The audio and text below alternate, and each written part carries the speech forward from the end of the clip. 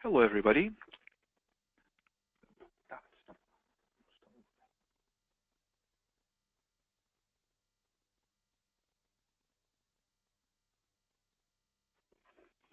Hello, everyone. Welcome to Diversified Administration's 2017 ACA Reporting Services webinar, presented by me, Sandro Vivas. We will be starting shortly.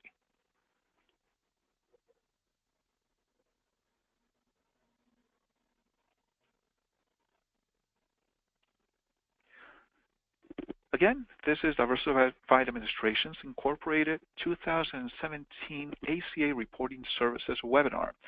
This is a short webinar explaining our services, and it's presented by me, Sandro Vivas. I am the Marketing and Communications Manager and ACA Specialist here at Diversified Administration Incorporated. So before we continue, a disclaimer. The information presented is solely for the educational and informative purposes. It must not be considered legal, professional, or tax advice. Employers and brokers are advised to consult with a qualified benefits expert or attorney. So with that being said, let's get started. So what are we going to talk about today? First, we're going to talk about today's Washington and the ACA.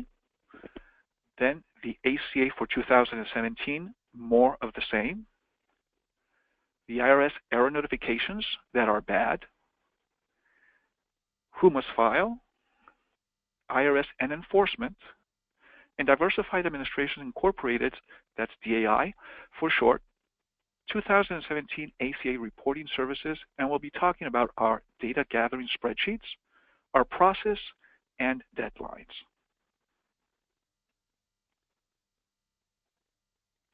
So let's talk a little bit about what's happening in Washington today.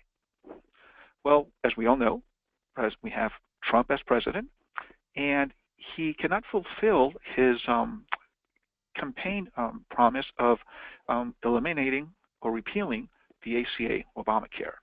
And Congress has failed to pass legislation in order to do this. Trump did sign an executive order in January to minimize the burden of the ACA on many players, many people that are organizations that are involved in the ACA, but this executive order does not mention employers. So, at least for the employer mandate, everything remains the same. Trump also recently put forward a defunding alternative that was deemed illegal, and even if courts would have accepted it, it would have not stopped the ACA. It would just taken away some subsidies from the insurance companies. And of course, you will have very upset insurance companies, but the ACA would have actually continued. Other efforts have been blocked by courts. So the IRS mandate is still in place because it could only be changed by changing the law, which has not happened yet. And even if it happened, say, by the end of the year or next year, we don't see it any changes happen for 2018 and even all the way to 2019. So for the ACA for 2017, it'll be more of the same. The same rules that applied for 2016 are enforced for 2017. Of course, there might be other guidelines that will come about during the second half of the year. So we'll be on the lookout for those, but basically everything remains the same. Applicable large employers, ALEs, must report.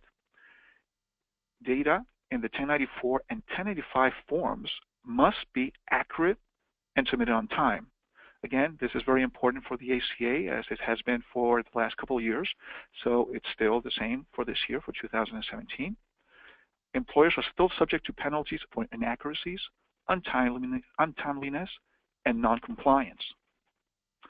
The enforcement, of course, is up to the IRS, and the IRS has recently hired some 700 ACA compliance auditors. Now, remember that also Trump put a freeze on government hiring, so you can understand that these 700 new employees are going to work hard to keep their jobs. So basically, everything is as usual, business as usual, same as 2016. IRS error notifications are bad, And there really are, because they imply that there's something wrong with the information that you are submitting, and of course this might trigger penalties and extra scrutiny from the IRS. So it is important to avoid generating IRS notifications. As part of our services, we advise our clients on how to procure missing information and hopefully avoid penalties. These are sent, these error notifications are sent basically for two reasons. There's other reasons why they are sent, but the ones that concern us directly are when there's a company name and EIN discrepancy, or where there's an employee name and social security number discrepancy, or in the cases where it's applicable, dependent name and social security number or date of birth discrepancy. So in terms of the company EIN discrepancy, if there's a discrepancy, the entire company submission will be rejected. And the attempt will be recorded with the IRS, and that was tried to be delivered, but it's not being delivered really. So that will probably prompt penalties for the employer. Similarly, when the information for an employee and the employee name and social security number do not match, the employee's record will be rejected. The information will not be delivered to the IRS if the social security number is incorrect. If the name is incorrect and the social security number is correct, the submission will be recorded for that employee. However, a penalty for submitting inaccurate information may be imposed. Okay? The employer will have the obligation to try to get the correct information and resubmit it. And of course, there are certain guidelines to comply with that. Those are not IRS guidelines, namely. These are industry guidelines that have been followed and have been quite effective. One of them, for example, is that you have to try to get the information from the employee at least in 3 occasions. The first one being when you hire the employee and ask for his personal information as well as for the social security number. So you got 1 covered there. So you need 2 more. And of course, again, there's certain guidelines you should follow in order to procure that information. And also, if there is a discrepancy either with the company name and EIN or the employee name and social security number, there's a little bit of a time limit in which you can submit in order to reduce the amount of the penalties. So who must file? Well, pretty sure most of you know already. Applicable large employers, those are ALEs. These are companies or group of companies, also called control groups, with 50 or more full-time or full-time equivalent employees on average in 2016. In other words, if you had less than 50 full-time or full-time equivalent employees on average for the previous year, you do not have to file for this year. So again, that's that you have to look into your how many employees you had the previous year, and hopefully you won't have to file for this year.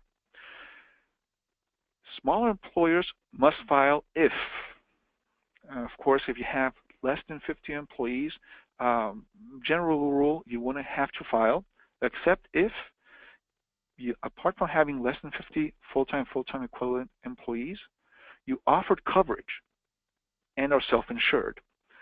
In other words, being self-insured puts you in the obligation of reporting regardless of the size of your company.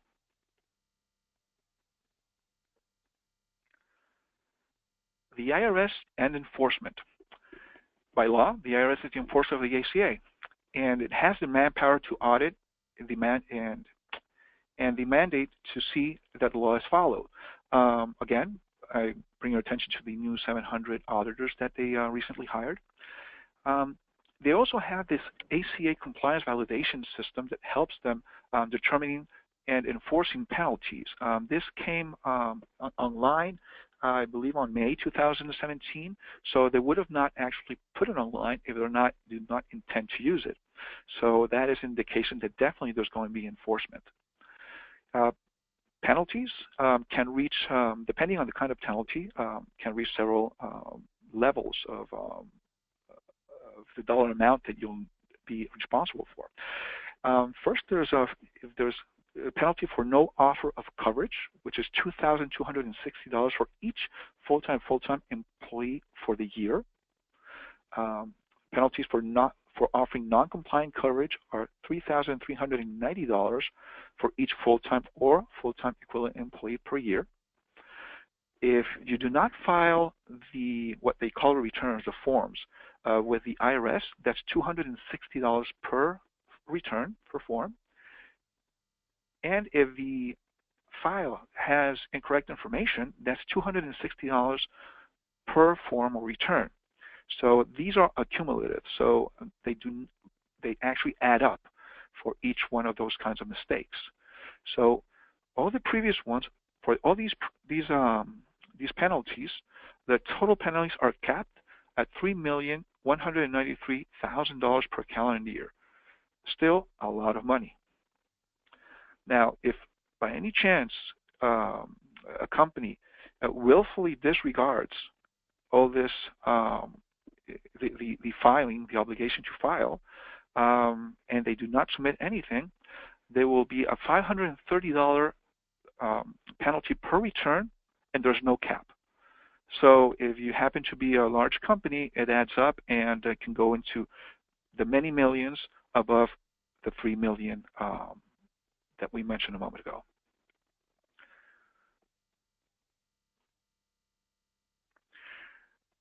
Now we're going to dive in a little bit into what our Diversified Administration Incorporated, again, DAI for short, our 2017 ACA reporting services.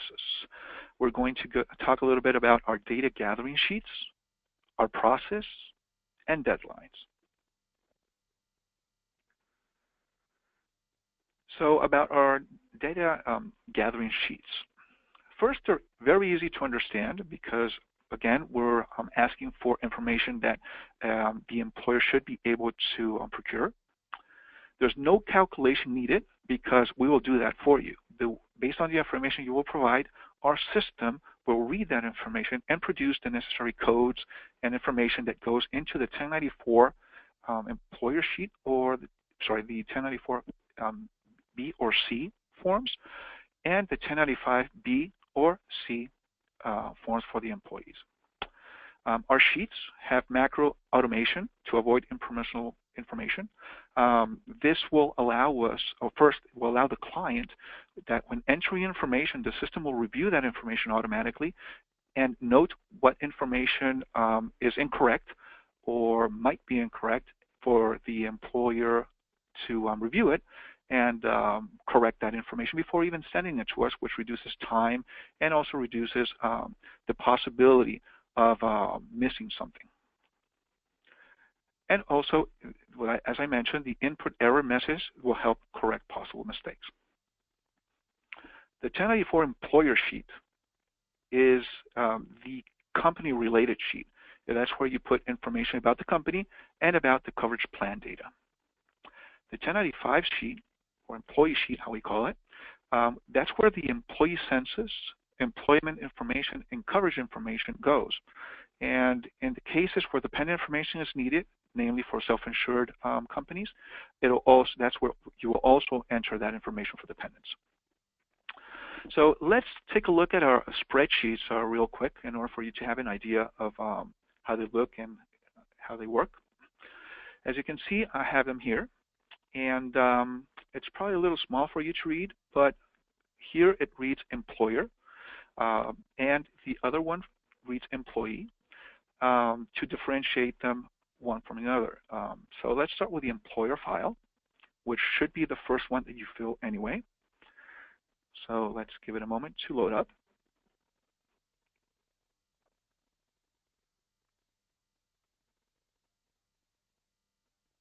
And here we are.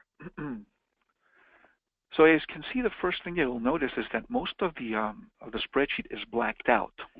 This is on purpose. Do not worry. It's part of the whole macro automation that I mentioned before. Normally, the first time that you open this file, it will ask you to enable macros. It has not done it here because I have opened it before. So once you enable macros, you'll be able to start entering information. So let's see how this works. So let's put some information in here for you to see how the the sheet works. So let's enter a company name. Let's say ABC Company. So that's the first part of the information that can be entered. And then, of course, each company will have an EIN, which is a 9-digit number. So let's enter a EIN for this ABC company. So let's enter 1, 2, 3, 4, 5, 6, 7, 8, 9. Once you enter this number, it'll actually open the following group of cells that you can enter information in. The great thing about this is that if you made a mistake, say if you put an additional number, 10 digits instead of 9, the sheet will automatically note that in red, meaning that you cannot go forward, and will actually tell you what the error is up here. As you can see, in this case, error, EIN is invalid at B9. That's the cell where the incorrect information is. So if you go back and just correct that, it'll open again the cells that were that can open only after the correct information is entered in the previous cells. So let's continue putting information in here. Let's put 123 sample road. Second line, there's nothing. It could be a suite, or let's put a suite there, suite 1. City, let's put the city of somewhere.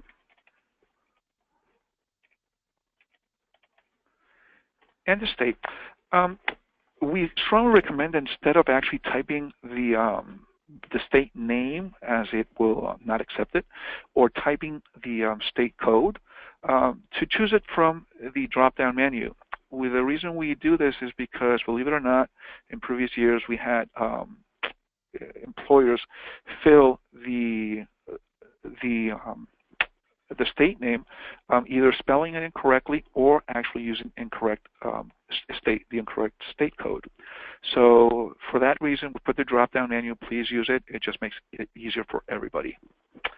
Then we come to the zip code. Again, it will actually note if it is incorrect. So let's try putting a 6-digit zip code. By putting that, again, it turns red. It says error, invalid zip at B14. So you just have to go back and correct it. So let's just put a 5-digit zip code, and it'll accept it. Phone number, same thing. Let's put a 10-digit phone number. Actually, let's put a 6-digit phone number, and of course, that will actually trigger an error again. So let's put the 10-digit phone number, which is how the numbers are put here. Phone numbers are here in the United States, of course. And let's continue with the signer's name. This will accept almost anything. So let's just put Joe.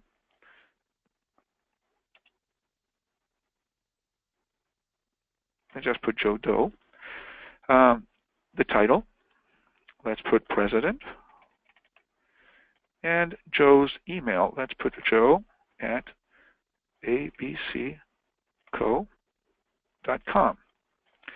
Now, this information, this person's information, is the information that is going to be included in the 1094-C form. That's the form that contains the information about the company. So this will be the signer in that spreadsheet, and will be, of course, the person that the IRS will ask for if they have any questions. The following field asks if the company is part of a controlled group. This is actually asking if the company's owners have ownership of any kind in other companies. And if they do, it needs to be noted here by putting, is it part of a control group? Yes. If you put this, as you see, the additional columns will open up for you to enter the additional companies of that control group. And this is also important to actually be sure, because sometimes employees of the company are not sure if the owners have interest in other companies, and not even only the owners themselves, but also there are certain provisions for relatives, spouses, and so on and so forth. So if there's any doubt, ask. get in touch with your ERISA attorney and ask them if, or ask the owners for them to be sure if the company is part of a control group or not, because if the wrong information is entered in this respect, that could cause a lot of trouble with the IRS and again could trigger penalties. So for this example, let's just say that this is the sole company in this group. This is just in this ALE. So again, it's a no there. The following section is specifically about the plans themselves. Remember that for the ACA, you just need to report the cheapest individual plan available for all of your employees. It could be called the bronze plan, it could be the 5th plan, or whatever cheapest plan is offered to all your eligible employees. The name that you enter here is up to you.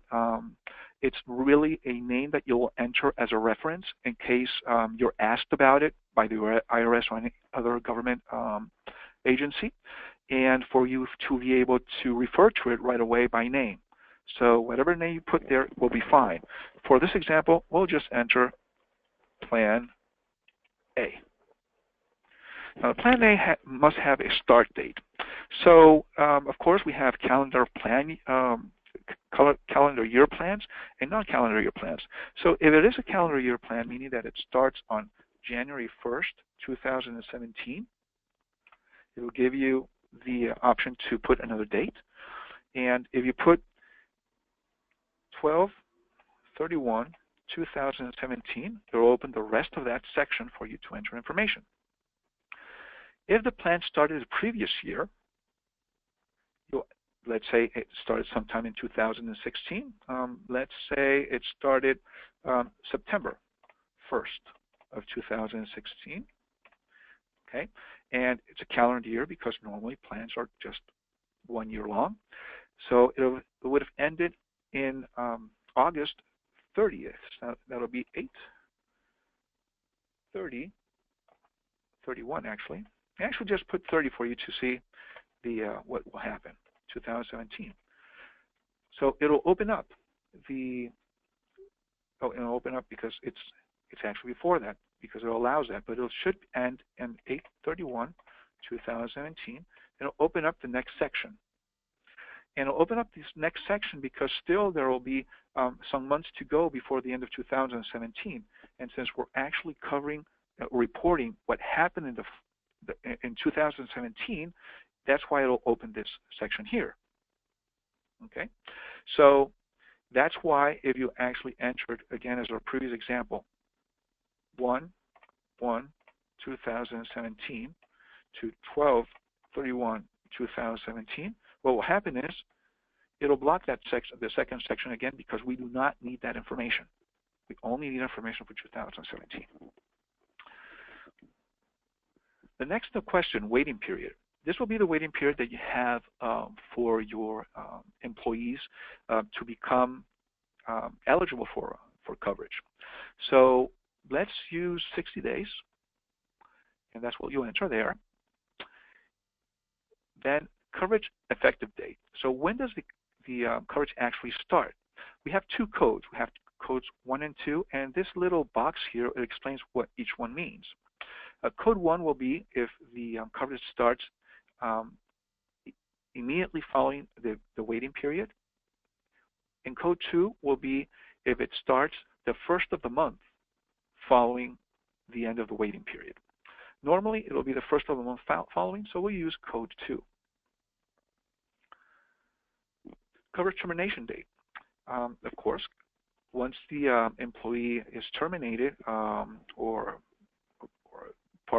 you both part ways, the coverage, if the employee had was offered coverage, will either finish the date of termination or the end of the month of the month of termination. Typically, it's the end of the month, so that's what we'll use here in our example. So it'll be the end of the month.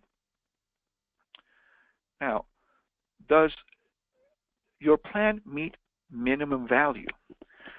This refers to the plan being compliant with the ACA by covering at least 60% of the accepted medical expenses or medical costs if it happens that the employee needs them. This is something that you should consult with your broker, because if the answer is no, that it doesn't meet minimum value, the system will actually accept that no, but it might trigger penalties for not being compliant. So we want to see a yes in that cell. Therefore, please consult with your broker or your insurance company just to be sure that your coverage, the coverage you offer your employees, meets minimum value. So since we want to see a yes, we are going to enter a yes here. Now, the employee required monthly contribution. This is the monthly amount that the employee will contribute for healthcare or for the healthcare coverage. This is not the total premium. It's just the amount the employee is contributing. Now, this is the minimum amount.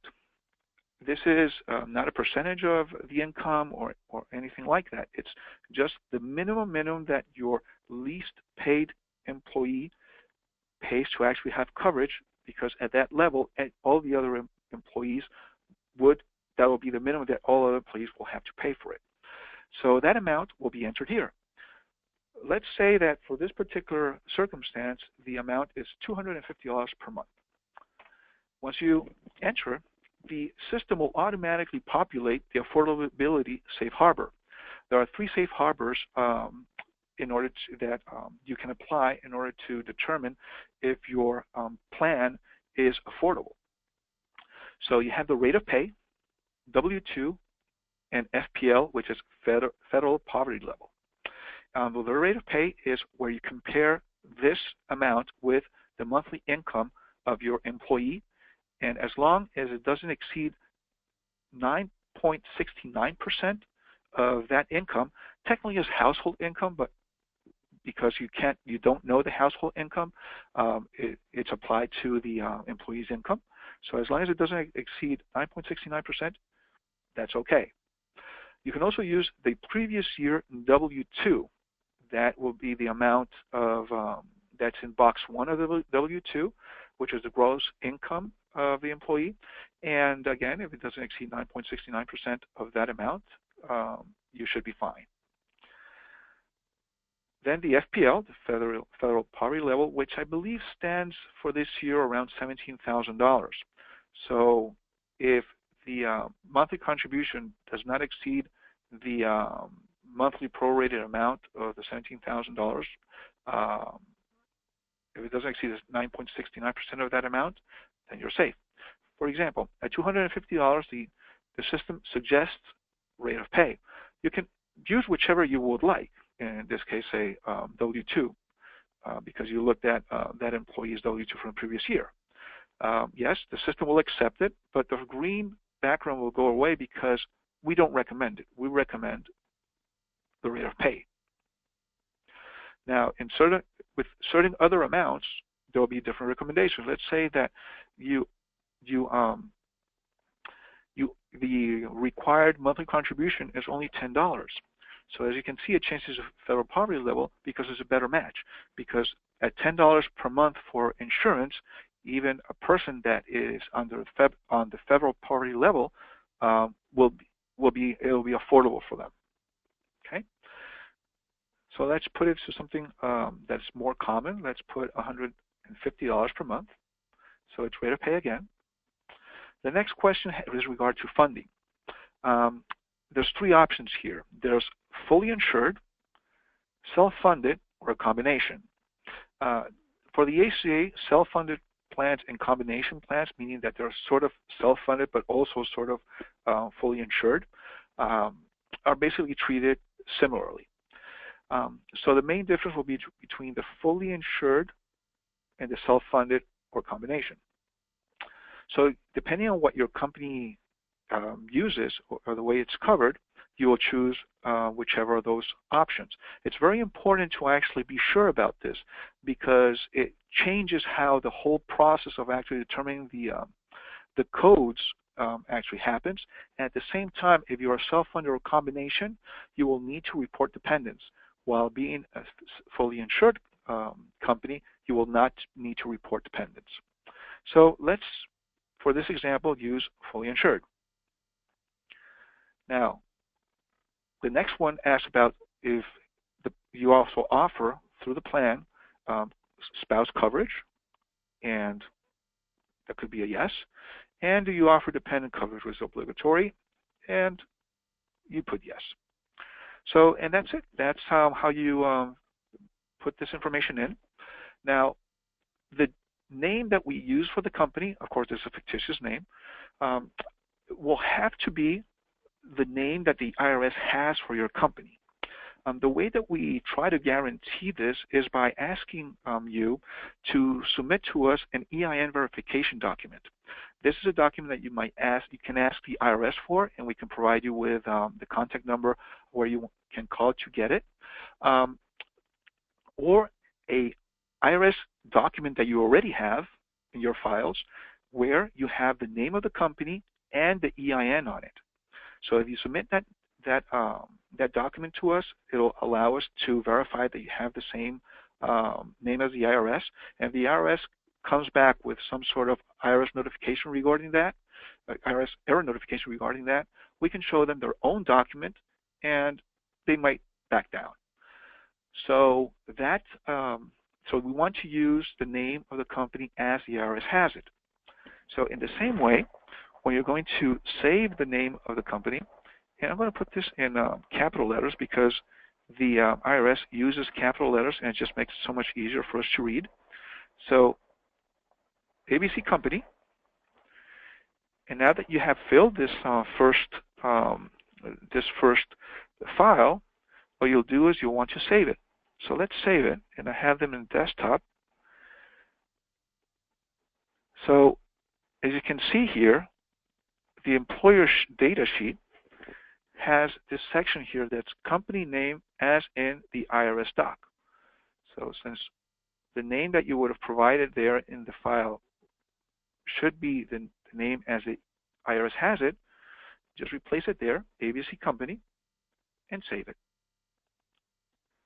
Once it's saved, and you must send it to us for just to see that everything's correct and to actually create the folder and everything we need to create on our behalf. And this should be submitted within the following 2 weeks of signing the agreements with us.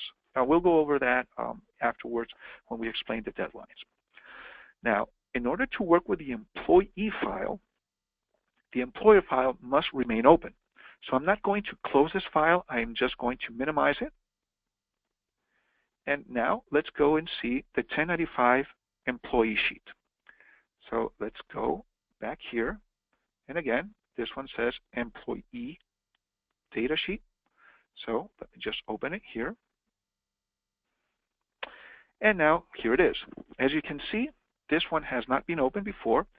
So you can see here that it's asking security warning macros have been disabled. Enable content. This is what I mentioned before that you have to enable in order to be able to use these sheets. So without fear, just click on enable content, and there you are. It's enabled. Now you can work with it. As you can see, the first thing that you see is an error. The EIN is missing at F6. Now the EIN, of course, is the number that uniquely identifies your company. So that's the first thing that the system is looking for. So what you can do is either type it in or copy it from here, and then you just paste it here. And you can see that little box turned white, meaning that it's okay. Then what's the next thing that's missing? The employer is missing in C6. So same thing. We know what the name of the company is. So let's just type ABC Company. Now, as you can see, I missed putting an A there. If I actually enter that, it's going to accept it. But when you refresh this, it's going to accept it because it has the EIN. We just need to see the name of the company there. There you are. Now, as you can see that it flips from one to the other because it's actually comparing the information with the employer sheet. That's why the employer sheet has to be open while you're using the employee sheet. Contact 1. So let's put contact, let's say that Jane Doe is actually the person of contact, the person that's actually filling this this sheet. So let's go to the phone number. Again, it'll have to be a 10-digit number. If it's not a 10-digit number, it's going to tell you invalid phone at C8. So I just put 11 digits there, bring it down to 10. And again, it allows it, and it turns it white.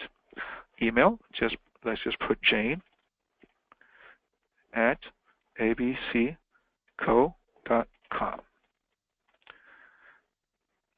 Now, as you see, there's no other red boxes here, and this whole section here opened up. It was blacked, and now it allows you to put information in. The second contact, it's not obligatory, but we strongly suggest it to put a second contact, just because Jane here might go on vacation, might not be in the office for whatever reason, and we will need to have somebody we can actually talk about this. So it's strongly recommended to put a second contact here. Now that this section is open, you can start putting information in. You can actually copy the information in columns from your other spreadsheets or other documents digital documents that you might have. You cannot copy the whole column at once because you'll be replacing the titles, but you can actually select the column and select from your other sheet and then copy and paste from here. But since this is only a short rundown of our sheets and just a brief explanation, I'll just put a little bit of an example here. Notes is where you'll enter notes if there's a special circumstance for us to know what happened with a particular employee. The Social Security number of the employee, again, a 9-digit number. Let's just put 1. Let's put 1, 2, 3, 4, 5, 6, 7, 8, 9. That's as creative as I get. Of course, you can actually move this a little bit to make it a little bigger. Last name. So let's put Javier. I'm sorry, that was the last name. Let's put Rodriguez. First name, Javier. Middle initial, it's, let's say D. Address, of course, 123 Lane Road. Address 2, optional. City, let's put West Palm Beach, just because I like that city. State, of course, Florida. Zip code, it has to be a 5-digit number, and it'll accept it because, again, this information is information that you will be entering from the data you have for an employee, and it might be that it's not a person that lives in the United States. It could be somebody outside of the United States, and it'll be the postal code of that country. That's why it says zip or postal code. So that's why it accepts it. So let's put the U.S.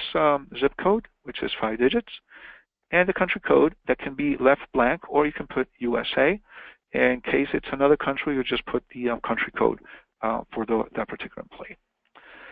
As you can see, as soon as you actually enter the information here, this column L and column M open up. And as you can see, you'll just have to enter that employee's hire date, if employed during 2017. In other words, if it's a company, if you're a company that offers benefits to retirees, and the retiree did not work during 2017, well, we don't need his hire date, so we just leave that blank. If the employee, let's imagine this employee in particular is hired, it still works in 2017, but was hired sometime in 2015. Let's say that he was hired March 15, 2015. So he's still working. Now, how did he start the year, this year, 2017? Was he a full-timer or a part-timer? Well, for the sake of the example, let's put he started the year as a full-timer. So you put FT there. By putting that information, the spreadsheet will open up more cells where you can enter more information. So if the person was a full-timer, he could have been in his waiting period or not. If the person was hired in 2015, it's safe to say that he already went through his waiting period and coverage was offered to this person. Now, is the coverage offer that you offer this person affordable? Well, we'll hope it is, because otherwise, if you put no here, it will actually trigger a penalty. So, but of course, if it wasn't affordable, you need to put the truth. So you'll put no, and again, you'll have to be ready to explain this to the IRS what happened there, and they might give you some leeway. Once this is yes, that was the offer of coverage is affordable. Now, did the person take it? Was he insured by taking it, or did he waive it? Well, if he took it, that'll be that he became insured. So you'll enter insured there. And then, because he was insured, there will be initial insurance coverage offer. Well, remember, even if he was insured or waived, still there was an offer of coverage, and that's the date that goes here. In other words, if instead of being insured, if he waived, still there'll be a date here because that'll be the date in which the coverage was offered to the employee. So we had said that it's 60 days for this particular example. Let's say that this person, this person was offered way before 2017. Well, I should do an example with somebody that was hired in 2017. Actually, let's go ahead and do that. Let's say that this person was, instead of hired in 3/15/2015, that he was hired in 3/15/2017. Now, there's a 60-day waiting period. Well, let's say you entered here that the person became eligible on 4/1/2017. So what happens? The cell turns yellow, because even though it is possible that for whatever reason you decided to grant this particular employee a coverage or the offer of coverage before his waiting period ended, or his measurement period in any case, it's still incorrect in terms of based on the information you gave in your previous spreadsheet. So if you actually change it to the correct, which 60 days from 3/15 will be approximately 4/15, 5/15, so he should have become eligible on 6/1. So let's try that, 6/1/2017. And lo and behold, it's not yellow anymore, because that will be the correct date based on the information entered in the employer sheet. So again, I repeat, the employer sheet must be open while working on this file. The next example, effective date when insurance coverage status changed. This is when the employee, for whatever reason, changed status from being waived to insured or insured to waived. This normally happens, and actually it should be the only reason it happens is when there's a qualifying event. In other words, a divorce, or they get married, or they have a child. There's a few other circumstances in which it triggers a qualifying event during which the employee can come and ask to either waive or insured, or waive the coverage they already have, or take it and become insured. So if that happened, let's say that this particular person, again, had coverage on 6/1/2017, actually was offered coverage in 6/1/2017, but waived it. But now, let's say he had a child. That's a qualifying event. So on 8/2,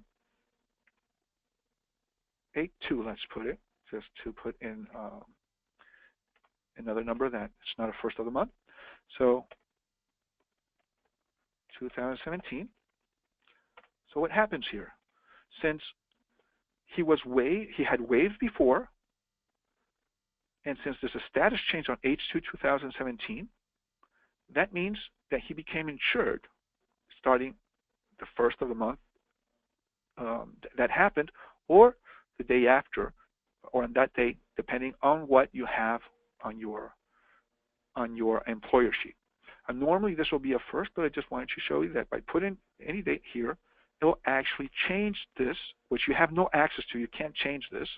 Okay, it will tell you it's protected.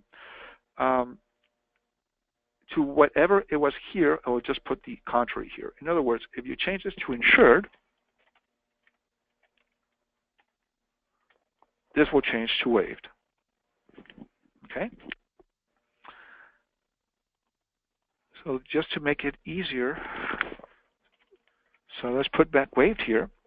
So the person became insured. So now the person is insured, but the person was terminated. And let's say that he was terminated on 8/15. Okay, just a few days later. So he was terminated, and now the date coverage offer ended. Now again, similar to what we mentioned a moment ago, you can actually put whatever date you want there, but it should follow what you have in the employer sheet. And for our example, we have it that in the employer sheet, we have that the coverage ends at the end of the month, right? So we will put there the end of August, which is 8/31/2017. Okay, and that will be correct. So there's no yellow or anything, and that will be it for that employee. Now, if the employee is rehired afterwards as a full-timer or part-timer, then that will be entered here. Now, if the employee was not terminated, but let's say turned from being a full-timer to a part-timer, you just enter PT here for part-timer, and then the date that came into effect. Let's say that it was 9/1/2017 because he was demoted for some reason or got a second job or whatever the case may be. So by entering that again opens up more cells to the right. And as you can see, since the person now is rehired or his status changed, similar information to what was in the first section is presented here, and that goes all the way to the end of the sheet, in which we have several of these sections, just in case a person was terminated and rehired, terminated and rehired, terminated and rehired several times in a year. And again, each time that happens, you just continue going to the right. So again, there's a couple of other things and functionalities that this sheet has. It has the refresh employee information, sort, a couple of other things that take a little longer to explain. And we do have a YouTube video, training video for these sheets online, and we'll be happy to give you the link if you actually follow up with us after this webinar. And those explain a little bit more in detail all the functionalities of this of these two spreadsheets. So let's go back to our presentation. So let me show you. Oh, and by the way, also, when you're done with this, you are going to want to save it. When you save it, again, you have here that you have the company name as it is in the EIN doc. So in this case, you will enter the name of the company that we named ABC Company, I believe. And again, we prefer for these to be all capital letters as the IRS has it. And then you will have to enter the EIN also. In this case, 1, 2, 3, 4, 5, 6, 7, 8, 9. The reason we need this information here is that for controlled groups that have more than one company, there will be only one employer sheet in which you'll put the name of the first of the company in the first column as reference, but then each employee sheet will be different, will be for a different company, and therefore it will have to have that particular company's EIN and the particular company's name for each one of the sheets. If you do not enter that information, our system won't be able to process it. Okay, so in this case, we enter the information for ABC Company because there's only one company in this group. So we save it, and then you send it to us for review. And with this, let me close it. And now we are going back to the presentation. Well, let's just save this. And here are the presentation again. So those were our data gathering spreadsheets. Now let's talk a little bit about the process.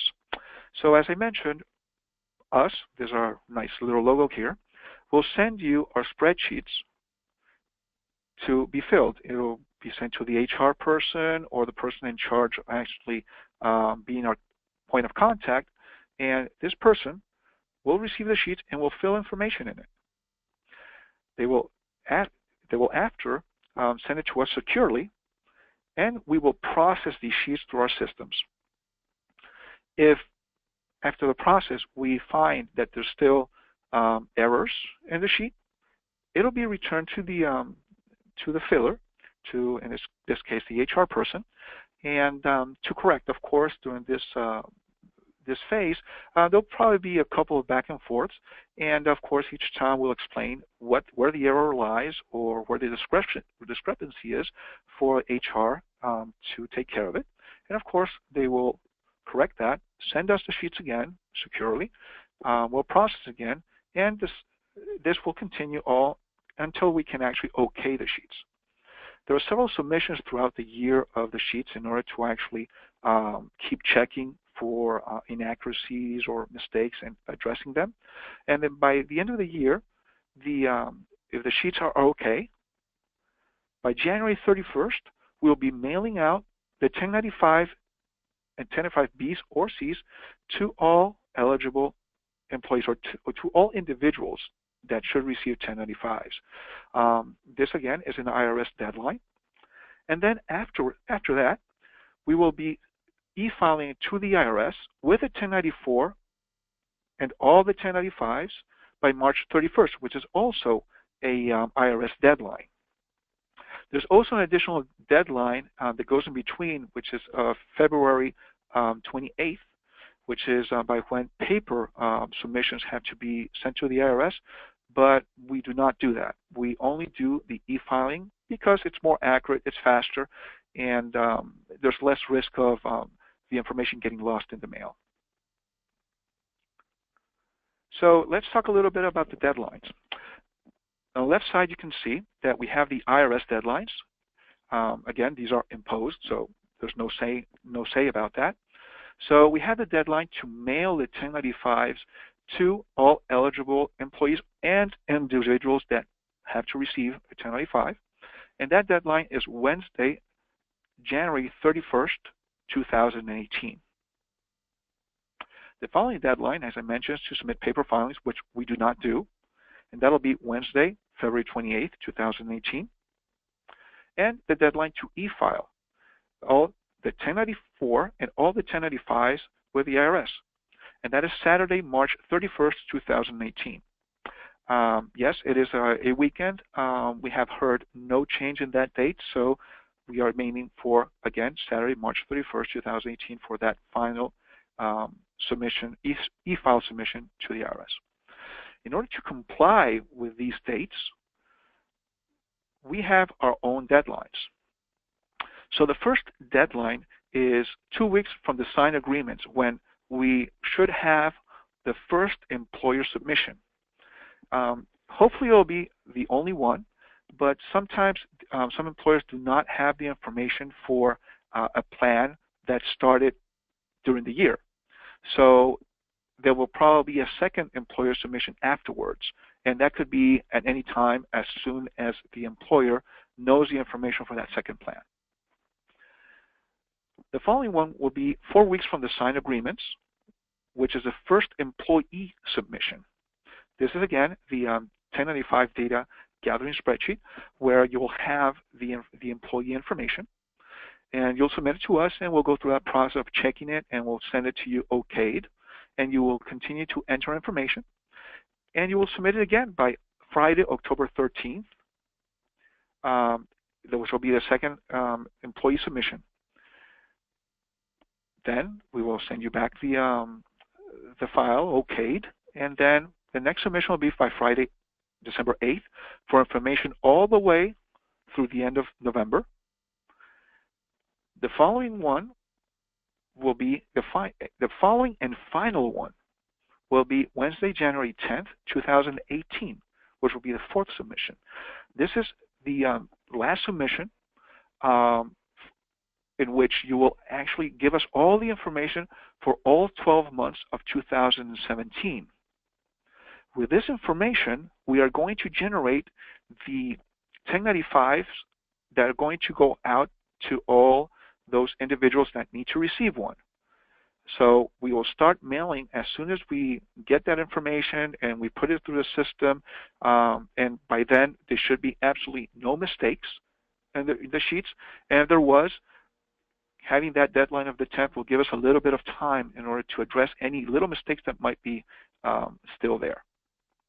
So by the 31st, January 31st, those will be mailed out. Now between January 31st and March 31st, there's some time to address any other mistakes that might arise. For example, the 1095s that were a 1095 that was mailed to a particular employee was returned because the employee moved. So now you have a new address for that employee. So you need to get that information from them. Probably a misspelled name, a misspelled an incorrect Social Security number that you find out before the e-filing to the IRS. So we can take care of that before actually filing it by March 31st in order to not generate those dreaded IRS error notifications. The deadline for us to receive that kind of corrections is Wednesday, March 14th, 2018. This is the 5th employee submission as needed, because hopefully we won't need it. And this is only to, again, address mistakes, omissions, and so on and so forth. Again, if by any chance you missed putting a whole lot of employees for whatever reason, yes, we will still take it. We'll still have that. But those employees, remember, will still be in penalty because those particular employees will not have their 1095s mailed by January 31st.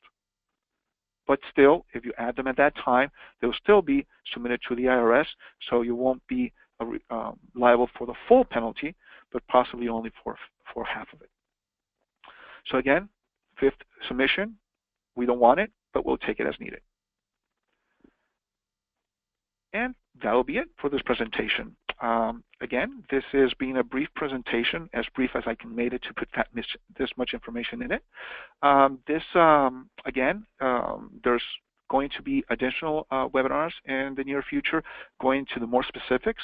For now, the training video for the spreadsheet is already online.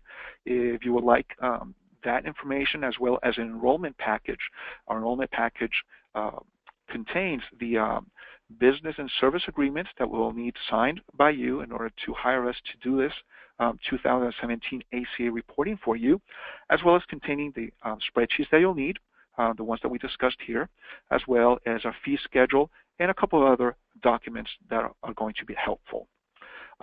Please give us a call at 954-983-9970 or email us at info@div125.com to request more information or more in-depth explanation of all these, what was spoken about here.